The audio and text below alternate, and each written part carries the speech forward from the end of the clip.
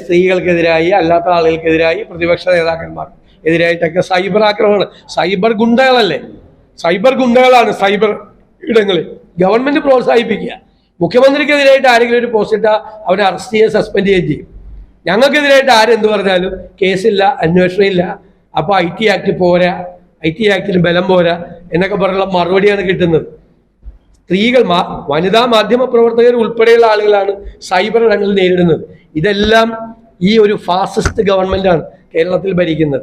എതിരാളികളെ, സമരം ചെയ്യുന്നവരെ അടിച്ചമർത്തുകയും എതിരഭിപ്രായങ്ങൾ പറയുന്നവരെ ആക്രമിക്കുകയും ചെയ്യാം. ശാരീരികമായി അവരെ ആക്രമിക്കാൻ പറ്റാത്തതുകൊണ്ടാണ് സൈബർ ഇടങ്ങളിലൂടെ ആക്രമിക്കുന്നത്.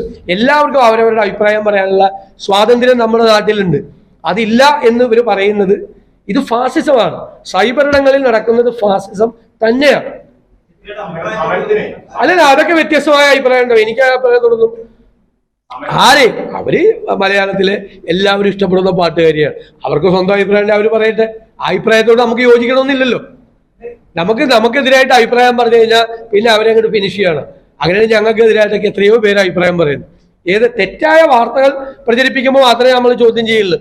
നമുക്കെതിരായിട്ട് നമ്മൾ പോരാ, നമ്മൾ കൊള്ളരുതാത്തവനാണ്, നമ്മൾ ദുഷ്ടനാണ്, അല്ലെങ്കിൽ നമ്മൾ കഴിവില്ലാത്ത ഒരാളാണ്, നമ്മൾ പ്രതീക്ഷയ്ക്കൊത്ത് ഉയർന്നില്ല എന്നൊക്കെ പറഞ്ഞ ആളുകൾ പല രീതിയിൽ ആക്ഷേപിക്കും.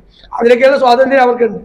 നമ്മൾ പറയാത്ത കാര്യം പറഞ്ഞു എന്ന് പറഞ്ഞ് പ്രചരിപ്പിക്കുമ്പോൾ മാത്രമേ നമ്മൾ അതിനെ ചോദ്യം ചെയ്യാറുള്ളൂ. അത് വിമർശിക്കുന്നത് എല്ലാവർക്കും സ്വാതന്ത്ര്യമുണ്ട്, എല്ലാവർക്കും സ്വാതന്ത്ര്യമുണ്ട്, വിമർശിക്കാൻ സ്വാതന്ത്ര്യമുണ്ട്. പ്രതിപക്ഷ നേതാവിനെതിരെ പറയും, മുഖ്യമന്ത്രിക്കെതിരെ